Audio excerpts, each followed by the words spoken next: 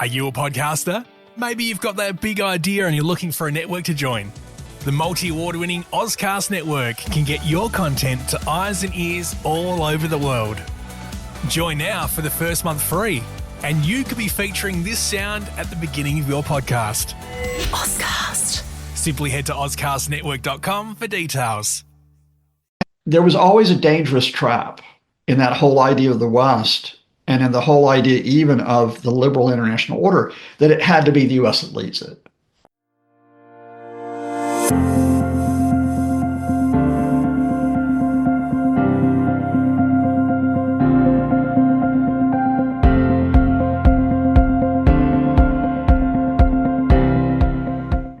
Hello and welcome back to The Focus. Today we're joined by returning guest Professor Scott Lucas, veteran journalist, academic and analyst of US and international affairs, to talk about a world in flux. With Donald Trump back in office, the headlines are relentless. Trade wars, constitutional brinkmanship, the growing geopolitical uncertainty, these aren't just talking points, they're shaping the future of America and the world. Some say Trump is a misunderstood genius, bringing long overdue fairness to a broken system. Others warn that he's taking a chainsaw to the institutions that hold democracy together. And then there's the curious case of Elon Musk, tech titan, policy influencer, and increasingly a wild card in the Trump 47 orbit. So what's fact, what's fiction, and where does this all leave America's allies? Let's dive in. Scott, welcome back to The Focus. Thank you so much, John. It's always such a pleasure to join you and your great viewers. Thank you. Scott, the world seems to have gone crazy. On the one side, we have pro-Trump voices touting the idea that he's a very stable genius, and that we simply have to wait for things to calm down before his genius is finally revealed. On the other side, we've got anti-Trump voices arguing that long-standing global norms on trade, politics, and strategy are going up in flames. Are these claims just exaggeration, or is the anti-Trump camp playing politics against a misunderstood leader who's simply trying to bring fairness to the world? All right, John. So I think the daily task is, to cut through the spin. It's to cut through the propaganda, sometimes disinformation, and it's to cut through the false balance. Now, I'll give you a personal opinion of Donald Trump later in our discussion. But it's important to begin with, a realistic look at where we are. Yep. And where we are is not just, I think, perhaps the greatest challenge to the U.S. system, probably since 1865, the end of the U.S. Civil War.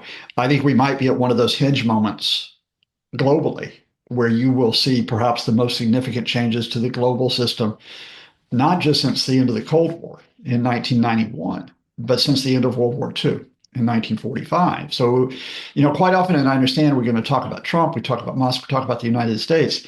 Everybody is involved in this. You could talk about where I am in Ireland, where we're facing perhaps a key moment for the Irish economy within the EU. You could talk about a key moment for Australia, because it's not just Australia's position versus the United States, it's Australia's position versus its Asian and Pacific neighbors.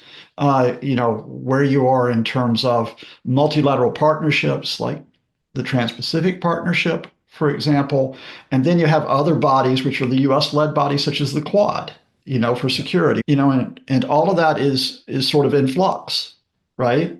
All of that is possibly going to be taken apart, where we almost have a new economic, political, and military system, which is not one based on rules and based on institutions, but it almost turns like a kaleidoscope. Yeah. Almost, indeed, as we saw in the past 2 days, with just simply a tweet or an announcement from a guy who calls himself the President of the United States, and the world's stock and bond markets go like a roller coaster. I think, in other words, let's dive deep into where you want to talk about, whether we talk about, and I'll just give you a quick tick list, the greatest challenge probably to European security since 1945, with Russia's invasion of Ukraine in its 4th year, including where the U.S. stands on European security.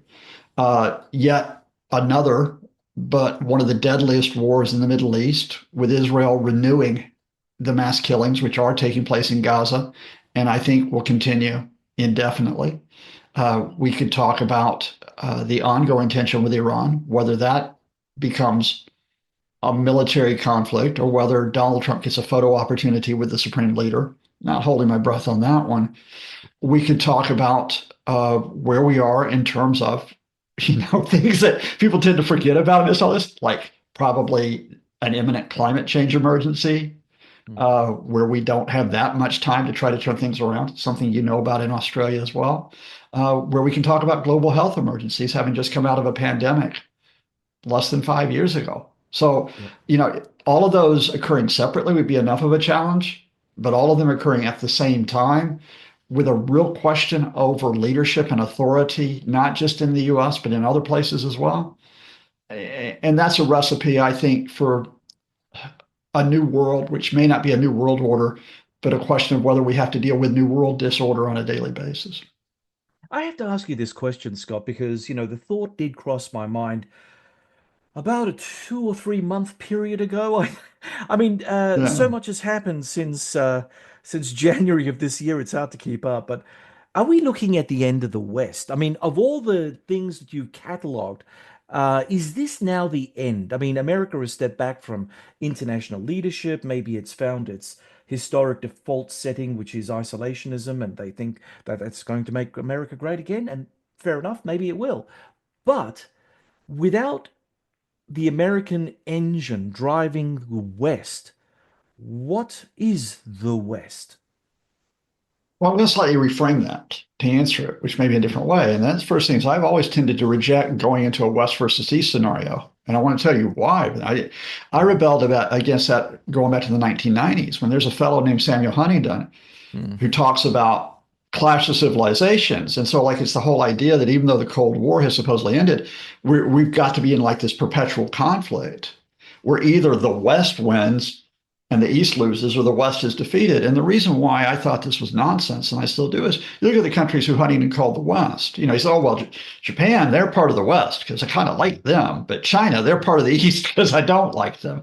Yeah. I think the framing here is where do we stand in our own countries and where do we stand internationally in terms of questions of cooperation, discussion, sometimes disagreement, but whether there's sort of rules of the games in terms of how we pursue that. So let's take it from that approach.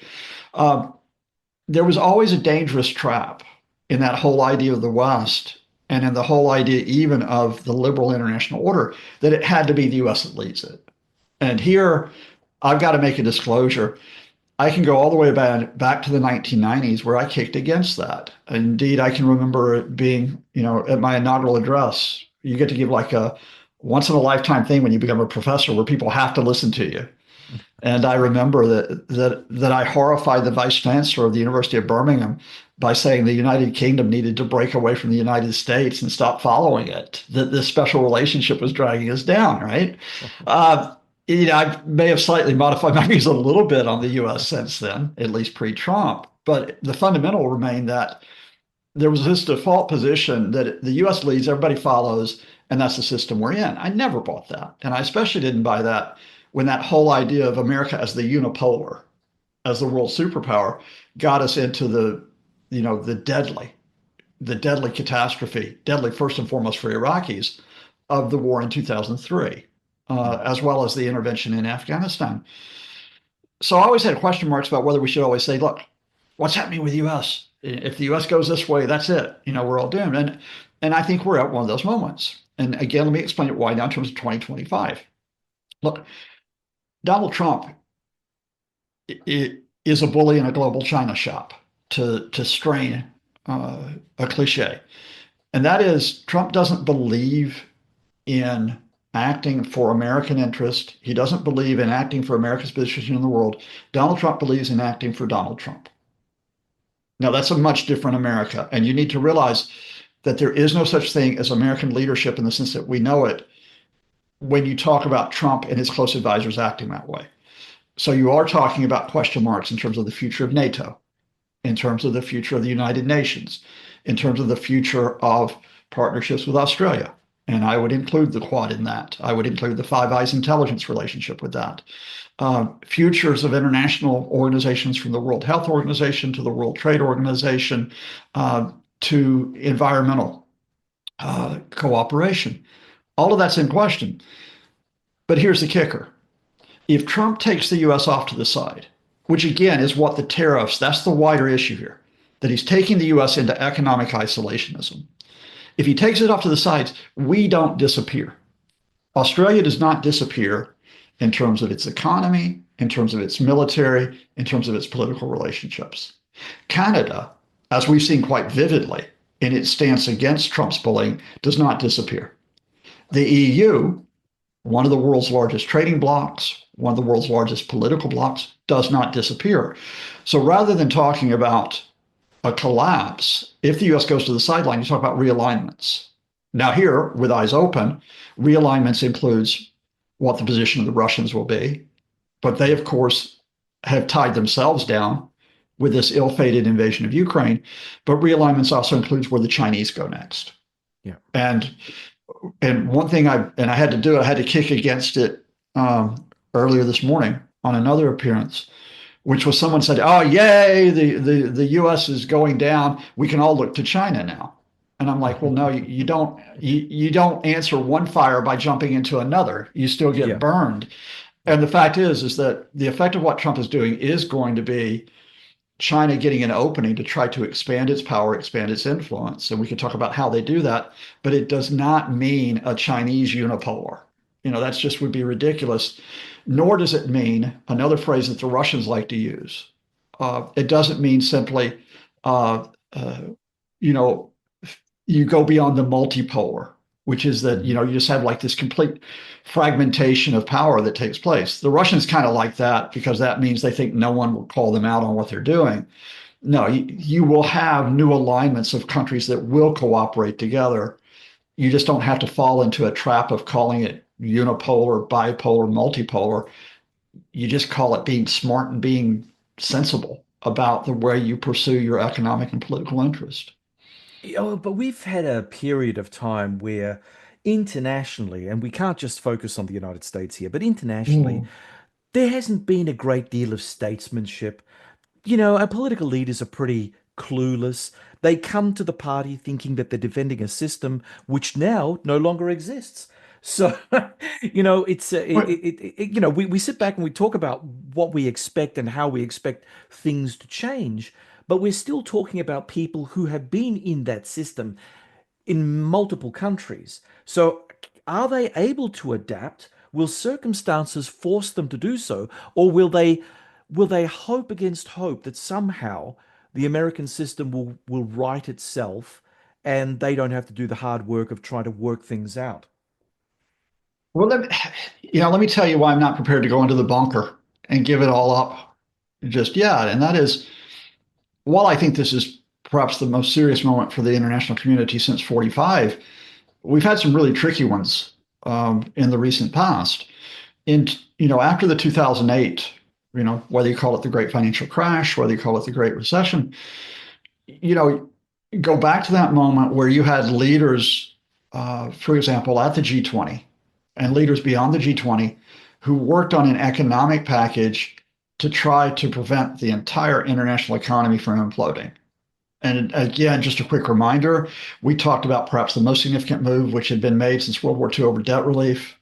We talked about maintaining some type of international financial and economic cooperation, including between institutions, even as banks were crashing at that point.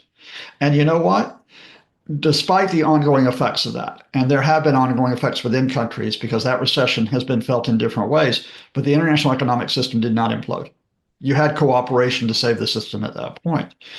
You come out of the pandemic in 2021 and beyond, and the fact here is that at the gravest crisis in terms of international health in a century since the influenza after World War I, you had countries that not only developed their own approaches to it, like Australia, but they cooperated with each other.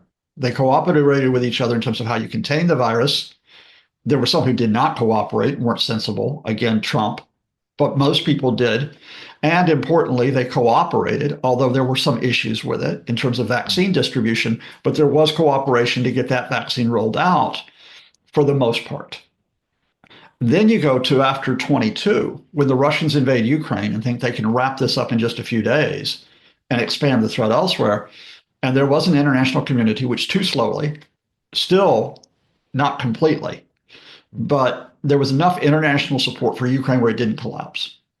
And you saw Australia is involved in that. It's not just countries are in Europe. You saw countries giving aid from across the globe. So folks can get together. They can make this response. And the question I think you're really asking me is, can you make this response here in 2025 with all these issues that we talk about? And what I would tell you is I will look at certain signals. First of all, the European Union has problems within its camp. It's got a pro-Putin, pro-Trump autocrat named Viktor Orban in Hungary.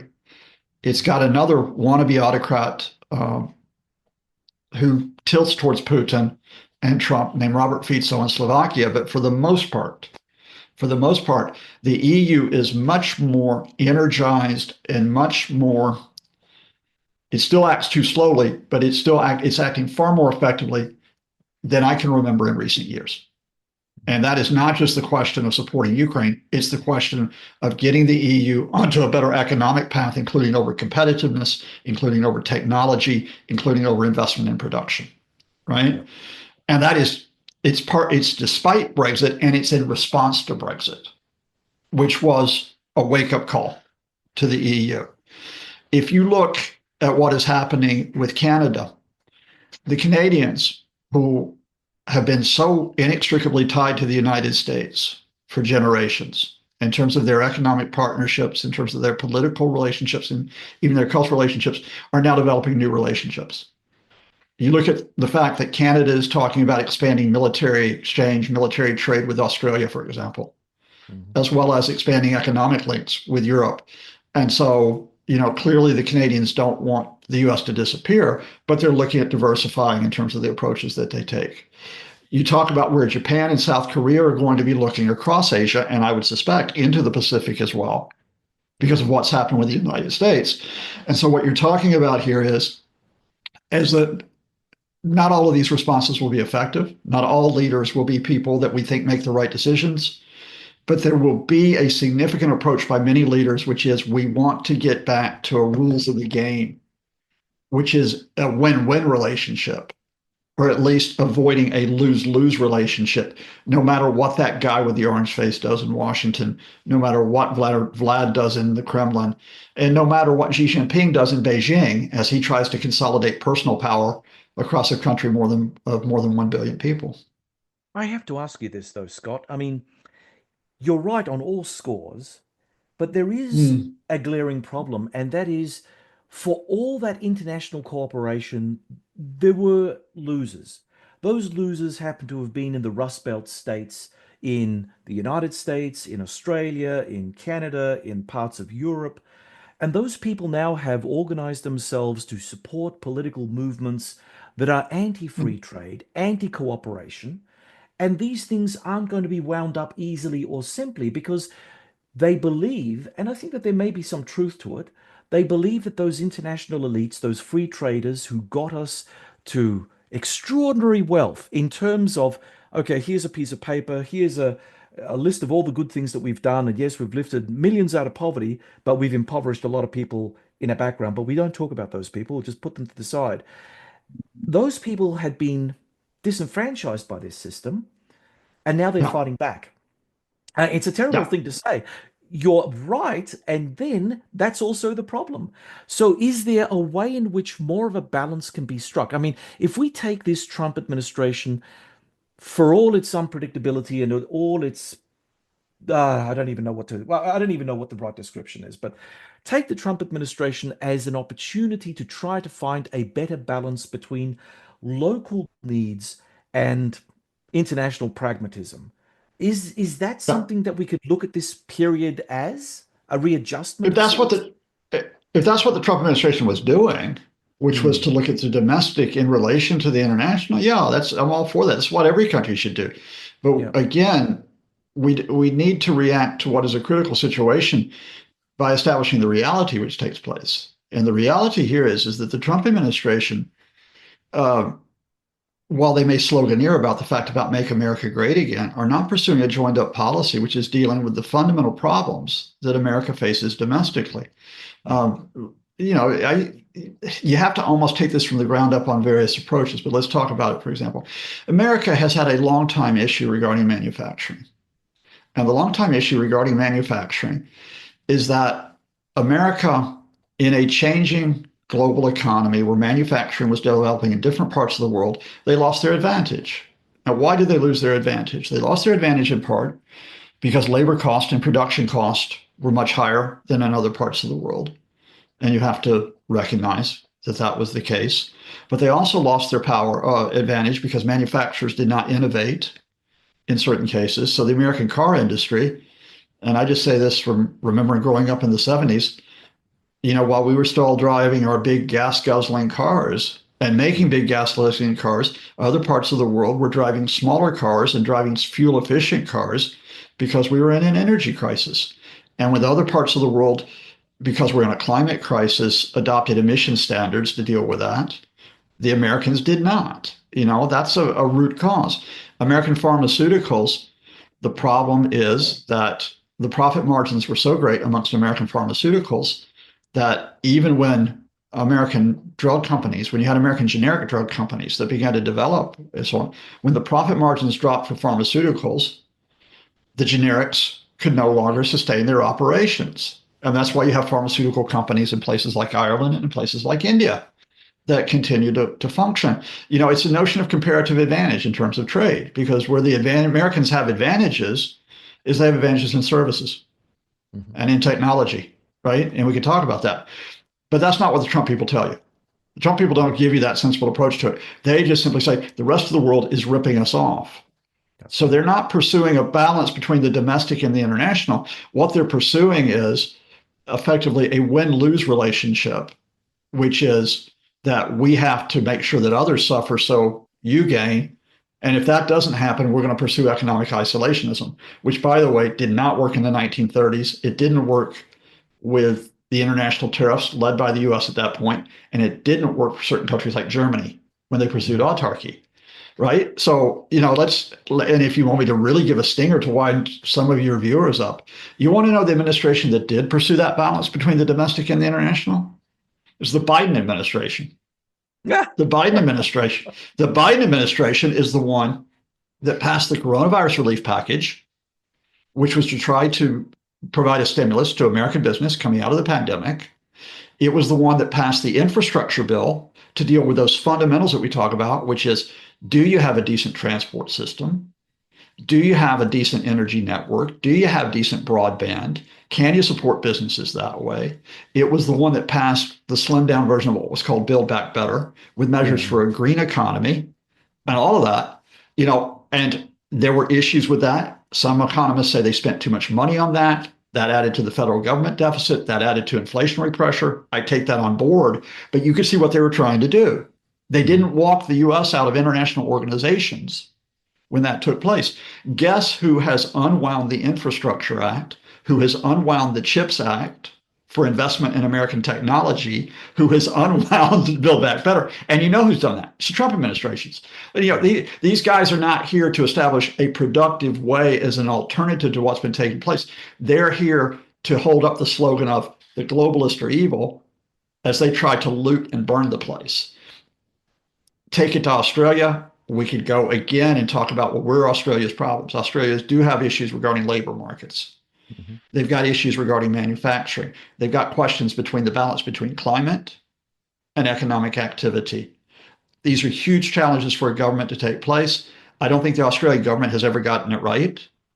But you know what I don't hear the Australian government doing? I don't hear the Australian government saying, we're going to slap a tariff of 20, 30, 40, 50, 125% on everybody else because we've got our domestic problems. And this is the way that we're going to shift the blame and possibly get a bit of money from someone else to bail us out. I don't see them Well, doing not it that way.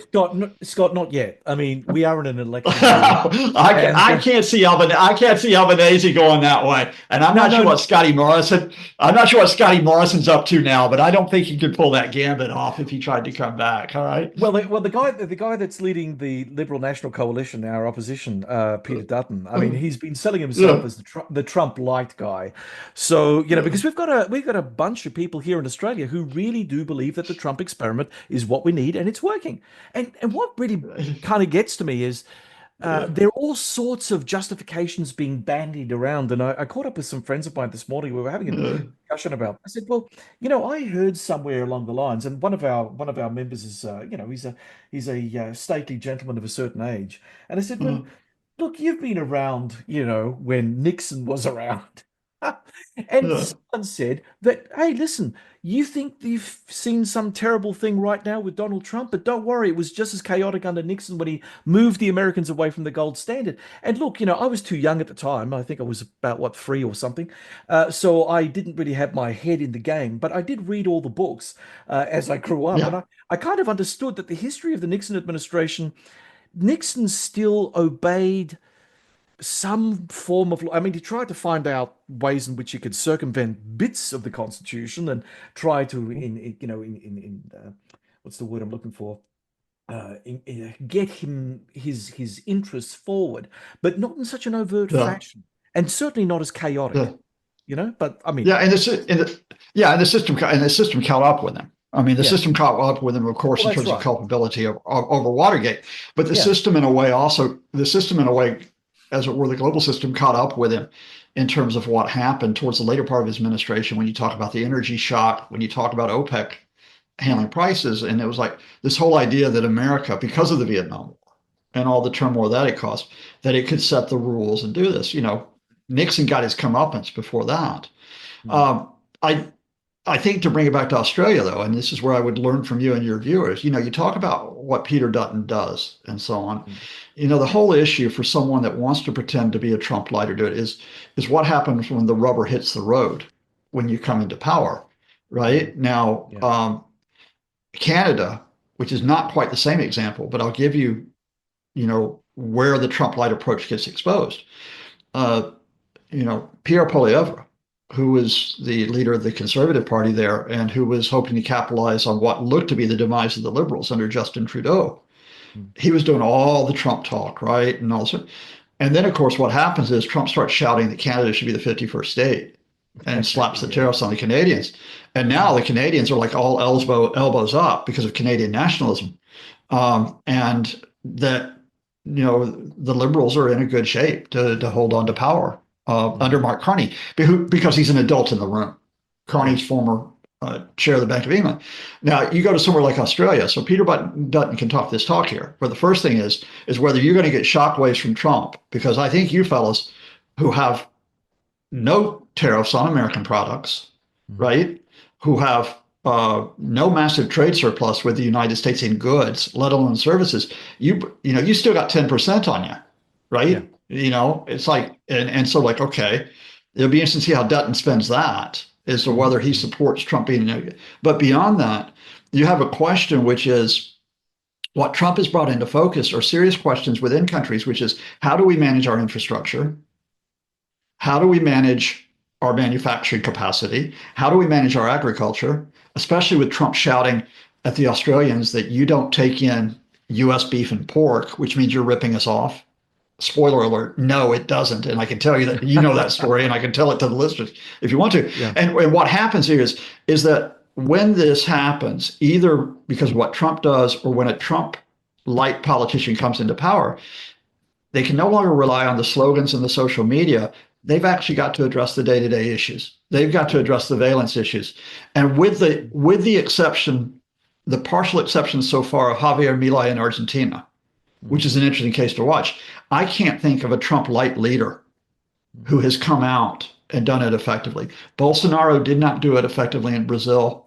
mhm. Orban is sheltered in Hungary because of the EU. Otherwise, Hungary would be in serious trouble by the way that he's playing this. Um, you know, it, I think this whole and Maloney in Italy. I take this back here. Let me give you another example that Georgia Maloney is a far right leader Mhm. in some of her ideology, but she did two things that are distinctive. One is she never came up and modeled herself as Trump light. She was Italian through and through. And secondly, Georgia Maloney, when she's come into power, has tacked very pragmatically, especially with her relationships with the EU. She's still very hard right or even far right on immigration. But in terms of economic policy, manufacturing policy, and European security policy, she arguably is in the mainstream with the Europeans. So I don't want to be too optimistic here, but at the end of the day, yeah, pragmatism trumps, all pun intended, pragmatism trumps tweets. Okay, so let's turn to another burning issue, the US Constitution. There's been a lot of talk about Mm. Trump's threat to the US Constitution. Can you brief our audience what specifically has occurred under Trump 47 that leads you to believe that this threat is real? And playing devil's advocate, could this just be a bleeding heart liberal view? I mean, or is there objective fact to back it up? I mean, well, what are we seeing here?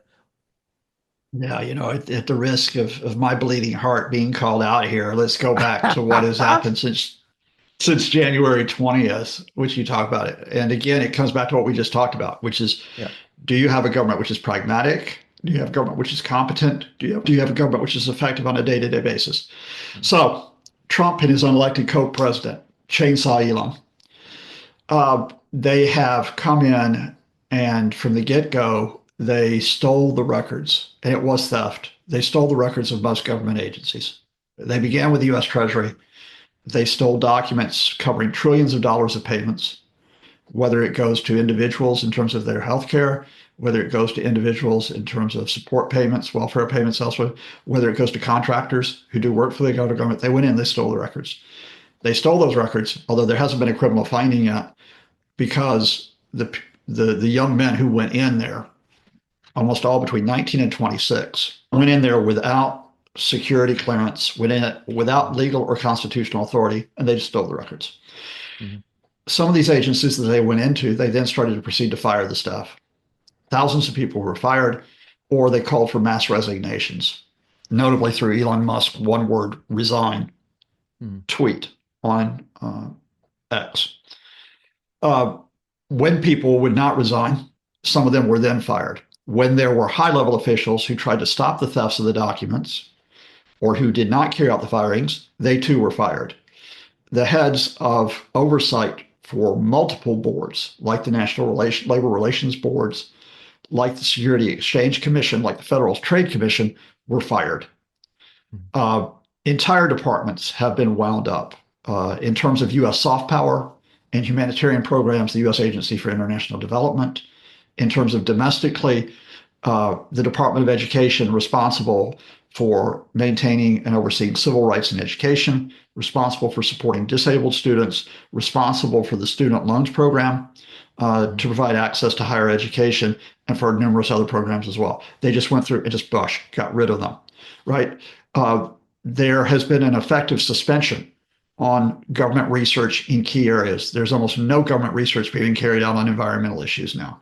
There's almost no government research on health issues. There's certainly no government research which involves international cooperation. Any type of research which is on diversity, issues of diversity or equity, and you could simply be talking about research into history. You could talk about research in terms of healthcare amongst ethnic and racial communities. That is stopped. That is halted. The heads of the U.S. military have been fired. Heads of the Joint Chiefs of Staff, head of the Coast Guard's been fired. Three-star generals, other admirals dismissed, in some cases, simply because they were women. Now, you can tick off all of this and keep going. What you have is a government which risks not being fit for purpose. Because how do you continue to deliver Social Security or Medicare or Medicaid when you don't have the staff to do it, when your records have been compromised and take place? So I'm not rambling on too long. Then let me go to the higher issue, and that is the U.S. government.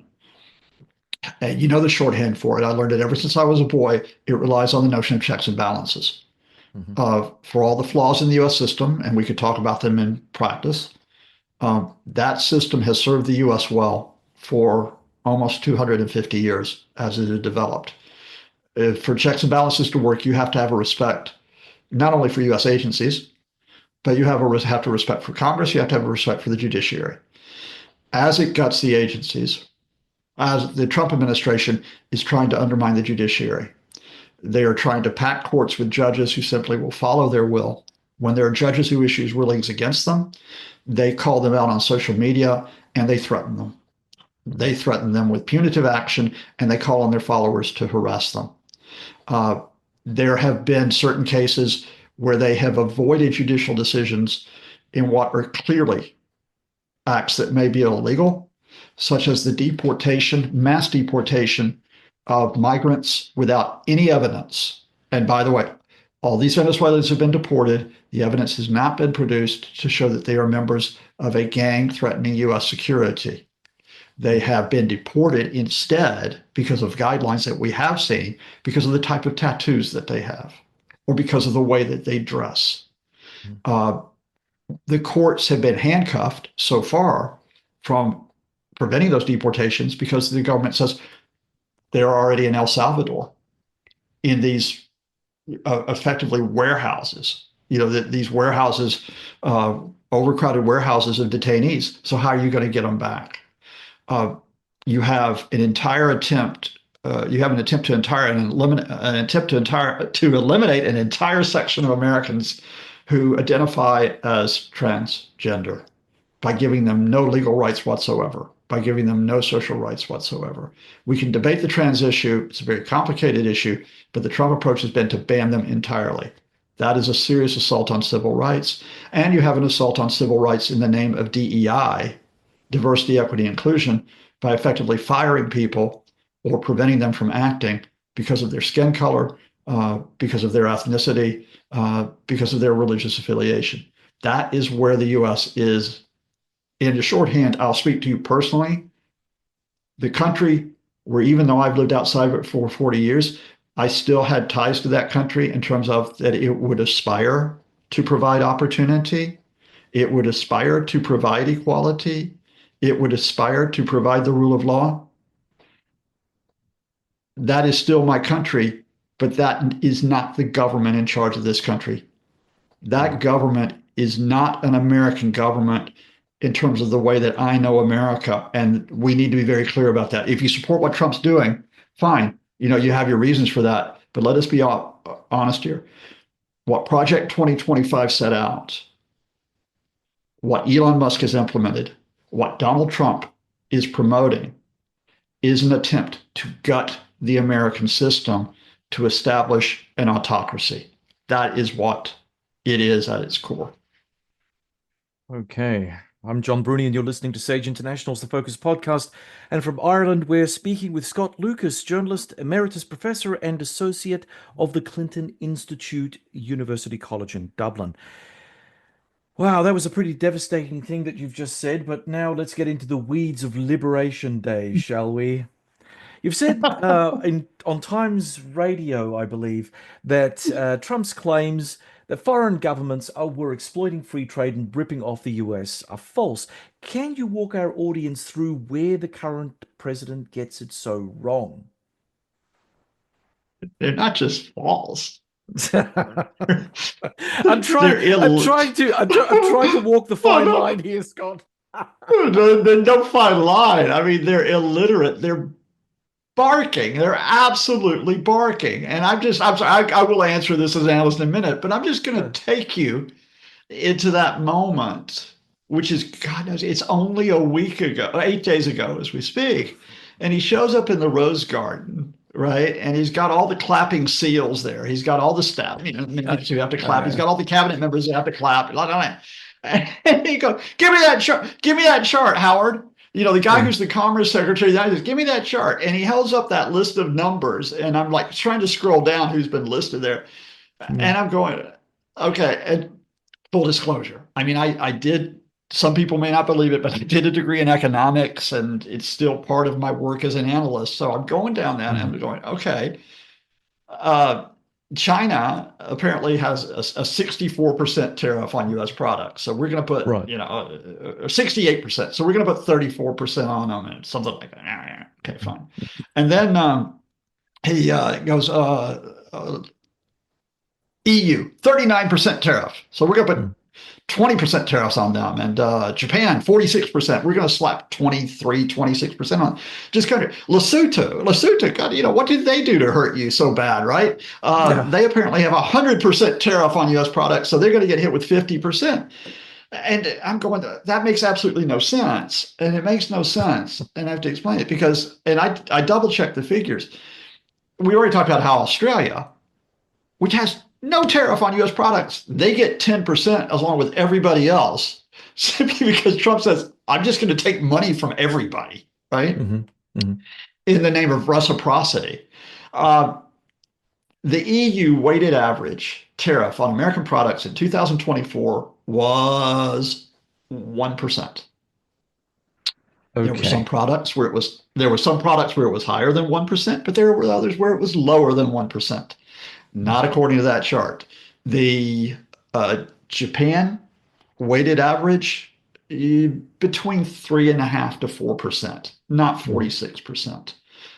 Cambodia, which got hit with a 46 to 49% tariff because they supposedly had a 95% tariff on U.S. products. Cambodia, even though it has certain high tariffs of 35% on certain products to try to encourage its local industry, the weighted average is about between 9 and 10%. The highest tariff on U.S. products, I think, is India, which is around about 11 to 12. Okay? That's it. So where did that chart come from? These madmen, I swear to God, they come out. What they do is they say, okay, we're going to take the total, if there's a trade deficit in goods, right? So the U.S. has a trade deficit in goods, hypothetically, not with Australia because you don't have that, but with the EU. We're going to take that trade deficit and we're going to divide it by the total number of imports from that country into the United States. And that becomes the tariff, right? First of all, that's nonsense. That's not a tariff. That simply is American people buying more goods from a country than they sell to that country. That is a choice. Americans choose to buy more goods from the European Union than they sell to the European Union. Okay? But secondly, it does not account for the fact that the United States runs a surplus in services to many parts of the world. And indeed, Ireland, where I'm speaking to you from right now, the U.S. has a trade surplus of 93 billion euros with Ireland. Does that mean we escape the 20% tariff on the EU? It does not, right? So they just came up with this formula which made more sense. Then the economist who they claim gave them the formula says, even if you apply the formula, they got it wrong by a factor of 300%. They should have only applied 1/4 of the tariff levels that they applied. The formula they used was wrong. So in other words, these were guys that just scribbled something down on a piece of paper, right? Then, by the way, let's just tell the story, and you folks know it, but I'm going to tell it. Then they said, well, who are we going to apply the tariffs to? All right, got our magic formula. But then there's these other countries, and we may not have a huge trade deficit with them, but we want to give them all tariffs as well. Australia, you get the tariffs. And then they get down to the Hurdy McDonald Islands, and you know where I'm going with this. And they go, oh, there's something called the Hurdy McDonald Islands, 10% on them as well. And I'm going, okay, you guys didn't check out the fact that there have only been 2 recorded visits, I believe, by humans to this island, and that the only production coming out of those islands would be whatever basically penguins are leaving behind. So if you want to, let's just call it, put 10% tariffs on penguin shit, go ahead, boys. And it wasn't just the Hurd McDonald Islands as well. There were some other islands as well. The Falkland Islands, bless them. Remember when Liberation Day meant liberating the Falklands in the 80s? The Falkland Islands got hit with a 41% tariff, right? And it's like Argentina. Sheep. Oh, yeah. All those sheep. Argentina got hit with a much lower tariff, and I bet all the Falkland Islanders are going, Jesus, if only we'd let ourselves be conquered in the 80s, we would have been economically liberate. All of this is barking mad. That's just stage one, though, John. If you're right. Then the Trump administration comes saying, "Oh no, we didn't mean tariffs. We didn't mean that we were getting hit by tariffs. We were getting hit by non-tariff measures. That's how we were getting ripped off." Right? That other countries were stacking the debt. Okay, what do you mean by non-tariff measures? I bless his heart. Donald Trump, in that barking mad speech, starts coming out with all kinds of stuff, right, about non-tariff measures. He said, okay, they don't take our cars in Germany. And Trump said this for a long time, remembering that last October he proposed a 20,000% tariff on German cars, right? I don't know how that would have worked. 20,000%. I'm going, so anyway, what do you mean they don't take U.S. cars? U.S. cars are not banned in Germany. I mean, the Germans, learning from history, be careful in terms of exactly what they ban. What happens here is Germans don't buy a lot of American cars because American cars don't meet the emission standards set by Germany as part of the European Union.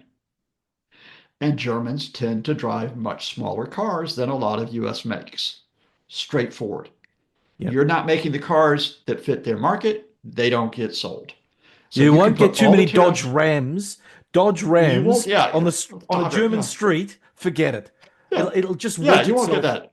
Yeah, forget it. Exactly. Exactly. You're just gonna be stuck between all those small cars, right? And not able to shift. Yeah. So then he says, Australia. Australia. I think actually it was the UK, but we'll apply it to Australia as well. The UK and the EU, they don't take our chicken. They don't take our chicken.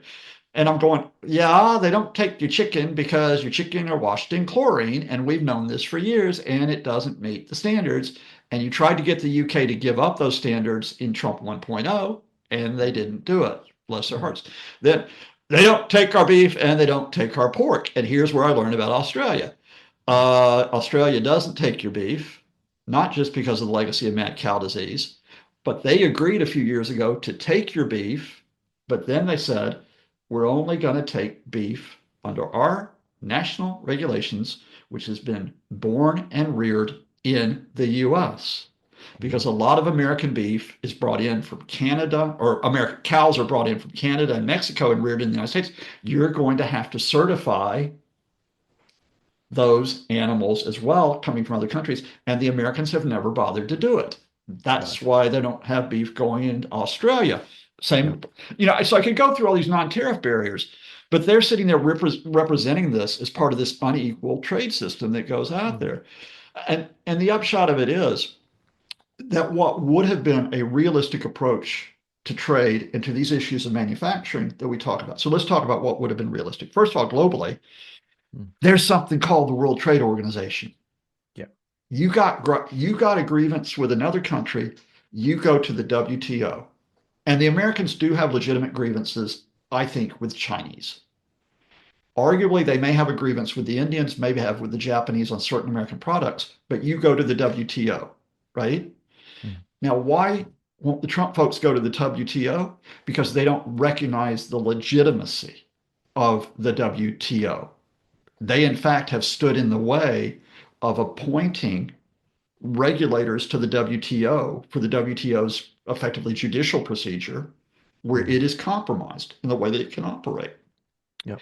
If you've got an issue with China, you do what you do in Trump 1.0. You go into trade talks with the Chinese. And remember, he reached a deal with the Chinese in 1.0.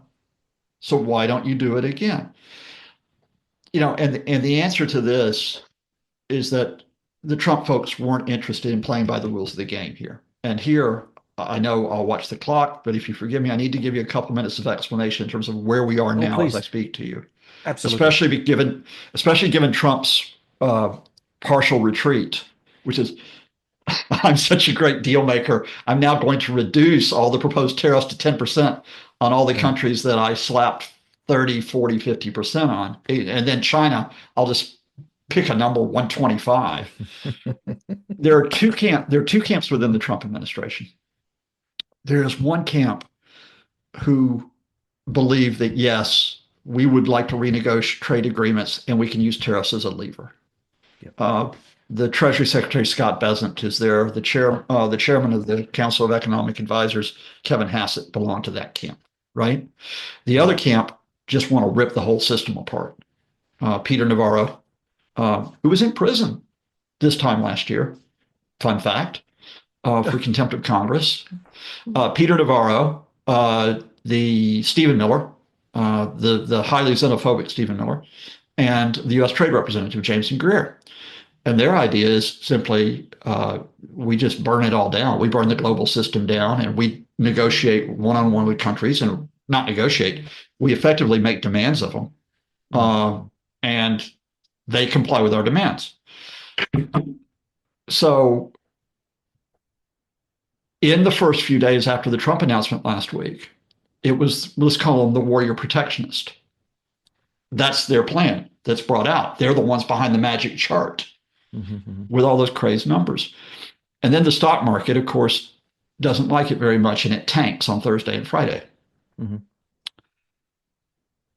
Over the weekend, those folks who are more cautious, and that's a relative term with the Trump folks, but more cautious, people like Scott Bessent and Kevin Hassett, think we're going to have to recalibrate this, right? And so on Monday, Kevin Hassett went on Fox, I think it was Fox Business, and he's the one that first mentioned the 90-day pause in the tariffs, right? The U.S. markets shot up, if you remember, like 4%, 4 or 5% immediately on that. And then the White House walked it back. So, oh, no, that's been misinterpreted. No, he didn't say that. What happened here is Kevin Hassett went out and tabled, which was the readjustment. And then the warrior protectionist said, no negotiations. That's exactly what Peter Navarro said. No negotiations. And then even as late as Tuesday, Trump is telling the Republican National Committee, yeah, every country in the world is going to kiss my ass. Every country in the world is going to kiss my ass, right? And then what happened on Tuesday night, the tipping point, because we get back to pragmatism, reality. That's where we always have to get to these places, is that it wasn't just that the stock market was dropping, it was the bond markets. Bond markets are arguably even more important, because if a government wants to finance its debts, and the United States has $36 trillion in debt, you got to have bonds to do it. And that means you got to have people willing to buy bonds. Because if people aren't willing to buy bonds, the price you have to pay for the bonds, what's called the yield, or effectively the interest rate, shoots up, right? And Japan was trying to offload its U.S. government bonds on Tuesday night, and it could not find a buyer for them. That's how bad it got. Normally, when the stock market drops, bonds are a safe haven. You come out of stocks, you go into bonds. And what the folks in the Trump administration, at least the adults in the room, were finding is nobody wants our bonds now. If nobody wants our bonds, we can't finance our debt. We no longer have a value, but we no longer can maintain a credit rating. And we can no longer maintain the dollar as the world's reserve currency. Now, I'm not saying it was quite at meltdown point at that point, but it could have gotten to that point. Wednesday morning, folks go in, talk to Trump. We know that Scott Bessent was one of them, because he's said he was in the meeting, he was in the room when Trump made the decision. And they push back the warrior protectionist. They say, you issue the 90-day pause. That's why you have not heard a peep from Peter Navarro since this decision was announced. His wing has been eclipsed. The U.S. Trade Representative, Jameson Greer, another warrior protectionist, he was in Congress testifying yesterday. And they said, oh, by the way, Donald Trump has just announced a 90-day pause in tariffs. Greer didn't know about it. He wasn't informed of the decision before it happened, right? So there's this huge infighting that's going on. But let me give you a stinger on this. Do you know who profited from all of that? Folks who know Donald Trump really well. So let me give you like an extra filler story you can put out on social. Great. Even as Trump is facing this humiliation over Liberation Day, even as he's facing it, he's calculating.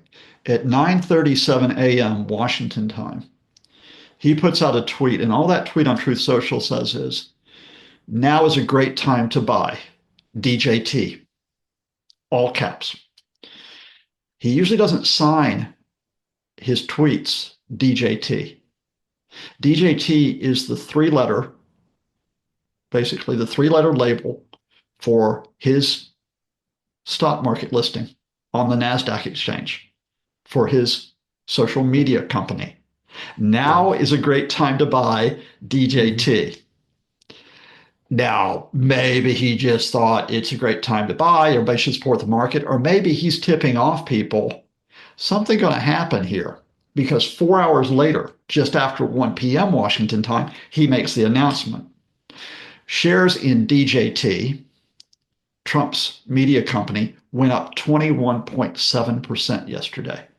So if you anticipated what was going to happen, if you read that tweet and guessed what was going to happen, well, there you go. Donald Trump may have engaged in effectively insider information, market-sensitive insider information, which if you or I did it would be illegal. And so even today, as we talk about it, you're going to have some people who made a lot of money yesterday and still think Trump's great because they can ride the chaos. Mm-hmm. And of course, the reality is a lot of us can't ride the chaos. If you have a pension fund in the United States, you can't ride the chaos. If you don't have that enough money for stock, well, to get by day to day, let alone stocks, you can't ride the chaos. And where we are now, the position is, remember that the tariffs are still there. You guys are still paying 10. We're not only paying 10, we're paying 25 on, you got a 25% tariff on steel and aluminum. So wait. Oh, that's right. Yeah, that's right. Yeah. 10 plus 25 that you got there, right? And of course, we've got, that's right. Steel and aluminum's on everybody. The EU has also got it on cars now as well. So the fact here is that, he still could turn around tomorrow and put tariffs on something else. In Ireland, we're looking at whether he hits the pharma industry. So, and that, to go all the way back to your question, which is, can you find a rational way to explain what he did, in which would be like that this was economically sensible? And I should have just reduced the last 10 minutes to no. There isn't. And I'm going to say something else. Just look, let's get the hits driven up on social media. And let's read it. What Trump is very good at is very good at bullying people. Yes. That's what Trump does. He bullies people, and he is street smart in how to bully people, right? He is not smart when it comes to things like economics. And don't give me that successful businessman crap, because he's gone bankrupt 6 times. He's not smart in terms of the way that economics works, but it doesn't matter if he can keep bullying people. The upshot out of all this, I'll give you a brief answer, then the wider one. The brief answer is he's a bully who got punched in the nose. Canada punched him in the nose and did not back down. Mexico punched him in the nose. China is punching back, and so is the EU. And that's why Trump is having to recalibrate, because he's not thinking through this in terms of an economically sensible way to approach. But the wider issue here is, it comes back to what we started off with. The entire world economic system, there's a question of where it goes next. Do you simply ride out the next 3.5 years of Trump? Or do you watch as the Chinese in particular try to create an alternative economic system where they go to countries like Lesotho? Do you really want to pay 50% tariffs, on your goods? They go to a country, have 50% tariffs imposed on your goods. They go to a country like Cambodia. Do you want those tariffs imposed on your goods? You should be trading with us. You should be exporting to us, and you should take our goods in exchange, right? And the fact here is that the Chinese at this point, the reason why they are not part of the global economic system is because they have a currency that is not internationally recognized. The RMB is not internationally recognized. The dollar is the world's currency. If the dollar stops being the world's currency, that bottom line, that foundation is gone. And where we go in terms of Europe's relations with China, Australia, other countries, New World Order, stroke disorder. That's what Donald Trump brought. Scott, I was going to say, for years, Premier Xi Jinping in China has been relatively isolated. Economically, it's always been central because it's the workshop of the world, but politically and strategically, it's always been on the periphery because we just don't see eye to eye with them. But now we're seeing key US partners in Asia, like Japan and South Korea, openly talking about sitting down with Beijing and coordinating their response to the Trump tariffs. I mean, Yeah. how significant do you think this shift is? And is America's balance of power in Asia now tilting toward its chief rival? And what might this mean for Taiwan, you think? Yeah, well, Taiwan's in some serious issues, got some serious issues going on now. Because, the fact here is that they were already watching what Trump administration was doing in terms of withdrawing from commitments. And one of them was the Russian invasion of Ukraine, right? Because if the US is withdrawing from European security, they think, was the US going to withdraw from Asian security as well? I don't think that's the case because I think a lot of Trump administration people would like to have a crack at China. But economically, what happened here is, and this is one of those bizarre stories, Donald Trump effectively recognized Taiwan as an independent country just over a week ago when he Right. put him on the chart, right? It's Yep. like, oh, Yep. okay. Yep. I'm sure the Yep. Chinese were thrilled about that. But here he is. He's going he's going, yeah, Taiwan, they put a tariff of 64% on our products. So we'll hit them with 32, and what Taiwan's like, well, wait a minute. Okay, beyond the fact that you called us an independent country and we may get some backlash over that, you're now going to hit our economy when we're trying to maintain it versus, the big guy next door, which is why Taiwan's very quickly responded by saying, we want to negotiate this. We want to get to a 0 for 0 deal, which, by the way, the EU has been trying to get for weeks with the Trump folks. So Taiwan's trying to get that. But right now, we don't know if they're organized enough to negotiate with Taiwan, right? And by the way, just to further expose the whole myth about the great deal maker, remember what the Trump people are now talking about is if more than 70 countries have approached them, if that has happened, they're talking about negotiating more than 70 individual trade deals. Oh, yeah. Do you know how long it takes to negotiate a trade deal with one country? Right. So anyway, so Taiwan is sitting there. Taiwan's, but more broadly in terms of where we are regarding Asia, even if South Korea has backed away from that position that we might work with the Chinese, they're now saying we're going to send a delegation out to the United States. The Japanese are saying the same thing. The fact that it would even be broached as a possibility tells you how things are changed here. Because also remember that even before these tariffs come in, Donald Trump has threatened to withdraw US military support from South Korea. He did that in Trump 1.0, right? So you cannot assume anything with this. The big country, I mean, the biggest of them, of course, apart from China, was India. And what we were on the verge of is that Trump was talking about not only slapping a fairly significant tariff, I think 26% on India, he was talking about a tariff on pharmaceuticals. Now, India is one of the world's largest producers of pharmaceuticals. They were going to get, so they start putting out the signal a couple of days ago, we're going to talk to the Chinese, right? And that, of course, as you all know in Australia, completely changes the dynamic in terms of where we are in recent years. Vis-a-vis how you position India versus China. So yeah, the fact here is that it's one thing if you want to rip up the international order to try to benefit yourself nationally, but don't expect other countries to simply not do anything about it. And that's where the prospect of China trying to expand influence comes into play.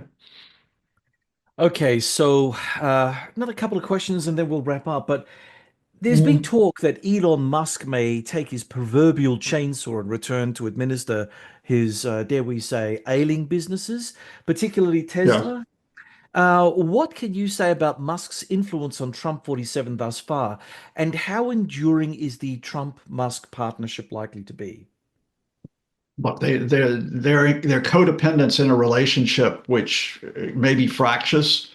What do you do when you put two narcissists in a room with each other? Well, you're going to get a We'll find out. competition to out. Yeah, you'll find out. But the fact of the matter is that there's a codependence in the fact that Trump needed Musk to go in and rip up the U.S. government because Trump 1.0 couldn't do that. He couldn't do that because the court said, no, you can't do certain things. They put limits on him. The agencies fought back and so on. This time, Musk brought his boys in so quickly they could just simply shoot the place up within a few days. Trump needs Musk on social media, or has needed him on social media, to try to tilt everything towards misinformation, disinformation, to give him political cover and backing. And that's still the case.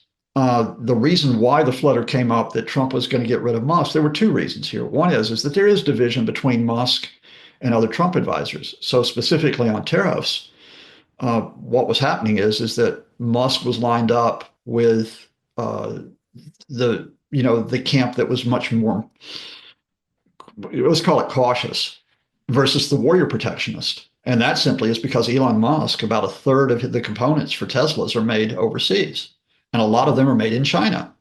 So, if you get if you get a tariff war with the Chinese, Elon's going to pay a lot more on components for his Teslas. And that's why in recent days, he and Peter Navarro, the warrior protectionist, have been having a playground spat. I mean, certain words I can't even use that Musk is, but the one I can use is that, what is it that Musk says Navarro is dumb as a box of bricks, right? And it's like, really? These are the guys leading the US government. So there was that battle which was going on, but there was another thing which was which was the illusion that Elon had some type of legitimacy as a special government employee. That evaporates at the end of May, because you can only serve as a special government employee for 130 days. So sooner or later, you're going to have to expose the fiction that is, oh, well, he's got no authority whatsoever to lead the department, which is not a department, the Department of Government Efficiency. So there's both pragmatic reason here, and there's also like some tensions within the administration. But no, as long as Musk is giving Trump his backing, generally, he's an asset for Trump, and will continue to do so. And let's face where we are today, that Elon will be celebrating the fact, he'll be partially celebrating the fact that Trump has made this climb down on tariffs, and then watching what Trump does in terms of the tariff war with China. And unless Elon calls out Trump specifically on that tariff war with China, he stays. Wow, that's a bold prediction. Okay, final one, Scott, and that is, in your opinion, and after all the things that you've said, and we're still going through the process, is there any coming back for the United States? Will the United States be able to find its center again? Or do you think things have gone too far, too fast? Everything's been thrown up in the air, and whatever lands on the ground is just going to be so fundamentally broken that whatever happens after Trump, it won't be the United States like we understood it to be. It'll be something else. Of course, there's a way back.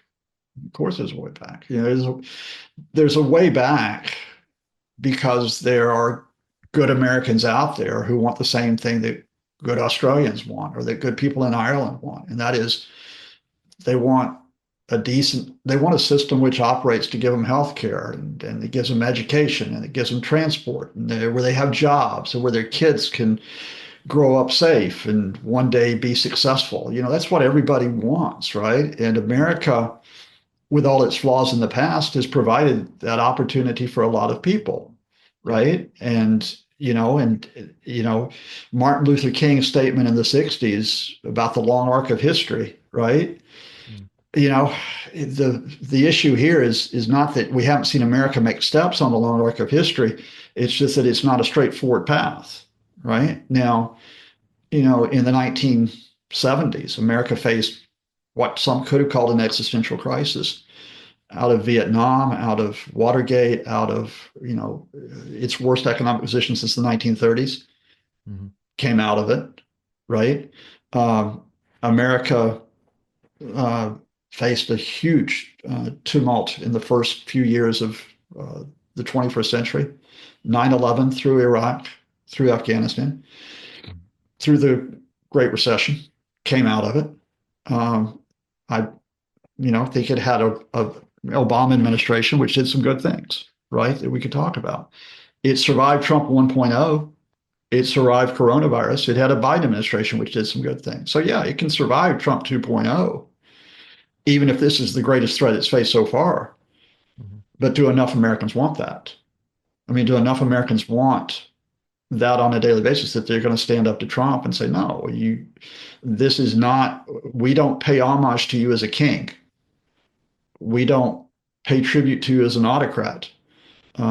We have a system which we think may be flawed, but we recognize that it is our system. I don't know if enough Americans will stand up for that, but it's certainly, I'm not going to give up hope that it's there. I mean, I'll give you one story and then we'll go, and I'll give you one story.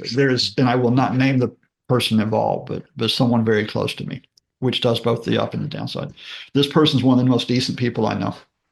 His family, entire family, absolutely decent. This whole thing of, we want a decent healthcare system. We want gun control that protects our kids. We want a fair American system. They've been active in trying to pursue that. I get a message from them yesterday, and it's like, well, we've been open about this, so we are setting up a plan B and a plan C, where if we have to consider taking asylum somewhere. Jesus. Well, Yeah.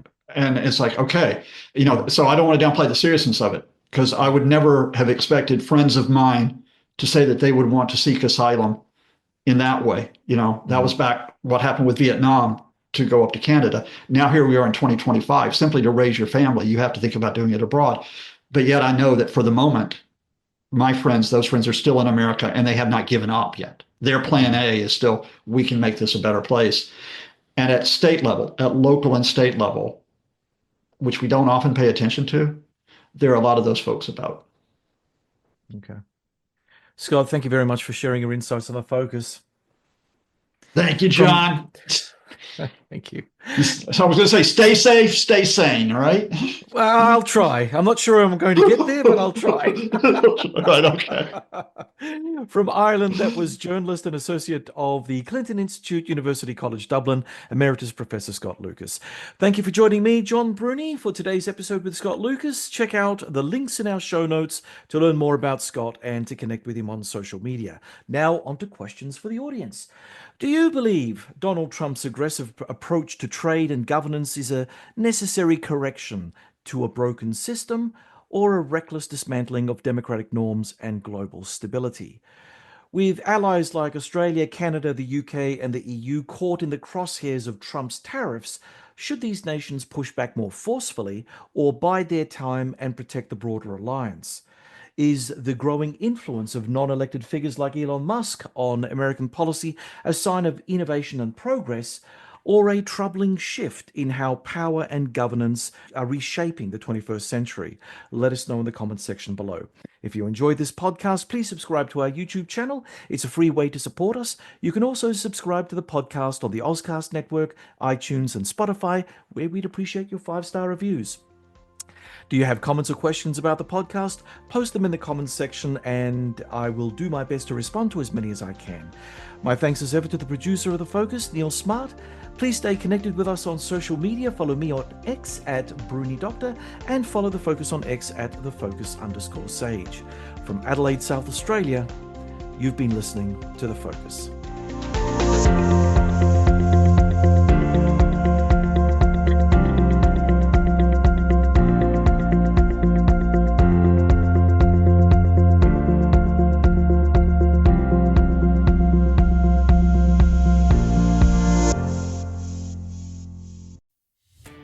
Are you a podcaster?